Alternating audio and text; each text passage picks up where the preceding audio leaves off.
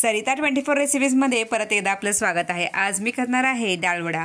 तर हरभऱ्याची डाळ मी रात्रभर भिजत घातली होती आणि सकाळी नाश्त्याला म्हटलं आज रविवार आहे तर हेच बनवावं म्हणून पहा तुम्ही सुद्धा जर केली नसेल नक्कीच ट्राय करा। खूप सुंदर रेसिपी आहे, अगदी सोपी रेसिपी आहे। त्यामुळे मी हरभऱ्याची डाळ रात्रभर भिजत घातली होती तर ती 1.5 वाटी डाळ आहे आणि सकाळी बघा त्यातलं सगळं पाणी काढलेलं आहे, काहीच पाणी ठेवायची गरज नसते।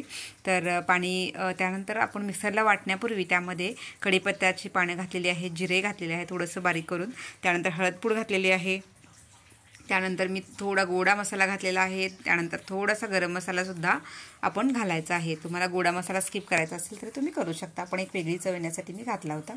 तर ही हिंग पावडर आहे, त्यानंतर मिरच्या घातलेल्या आहेत मी 3 ते 4 मिरच्या ह्यामध्ये घातल्या आहेत। थोडंसं तिखट वडा छान लागतो म्हणून मी मिरची घातली। त्यानंतर चवीनुसार मीठ, तर अर्धा ते पाऊण चमचा आपल्याला मीठ या 1.5 वाटी डाळीसाठी लागेल।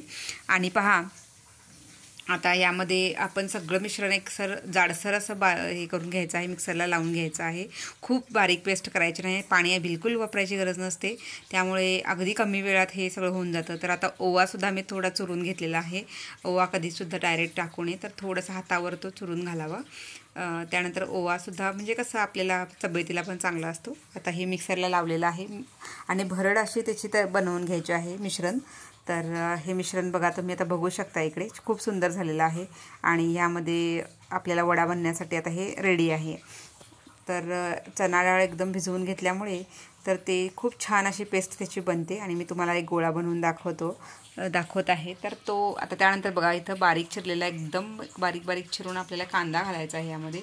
तर बारीक चिरलेला कांदा यामध्ये घातला, थोडंसं आलंच पेस्टसुद्धा मी करून घातली होती आणि इथे तेल तापत ठेवलेलं आहे कढईमध्ये आणि त्यात आता आपण लागेल तसं तेल घेऊया आणि डीप फ्राय करायचं आहे आपल्याला, त्यासाठी तेल घ्यायचं आहे।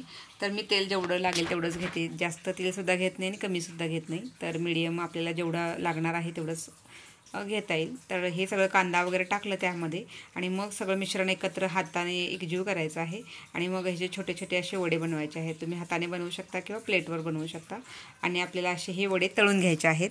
तर सुरुवातीला तेल तापेपर्यंत गॅस मोठा करावा कधी पण, आणि जेव्हा आपण मिश्रण हे वडे घालत असतो तेव्हा थोडंसं बारीक करायचं, म्हणजे जेणेकरून हाताला आपल्या झळ लागत नाही। आणि परत घालून झालं की परतताना आपल्याला थोडासा मीडियम साईजवर आपल्याला गॅस ठेवायचा आहे। आणि इथे मस्त बनलेला आहे, मी टोमॅटो सॉसबरोबर तो इथं वाढलेला आहे डाळवड्या बघा, इतका क्रिस्पी आणि इतका सुंदर झालेला आहे। तर तुम्ही ते बघू शकता, इथं मी कट करून सुद्धा दाखवलेला आहे, आत ओपन करून बघितला तर तो खूप सुंदर आणि छान झालेला आहे। तर ही टेस्ट तुम्हाला कशी वाटते मला नक्की सांगा। आणि ही थोडासा हरभऱ्याची डाळ मी भिजवलेली इथं सजावटीसाठी ठेवली होती। तर हे छोटे छोटे डाळवडे केलेले आहेत, कारण मी खूप मोठे नाही करत। आणि हे टोमॅटो सॉसवर खाऊन बघा, नक्कीच आवडतील तुमच्या मुलांना किंवा तुम्हाला कुणालाही जर द्यायचं असेल तर इन्स्टंटसुद्धा होऊन जातो। तुम्हाला इन्स्टंट करायचं असेल तर 2 ताससुद्धा भिजवले तरी चालते, गरम पाण्यात भिजवावी जेणेकरून पटकन भिजते।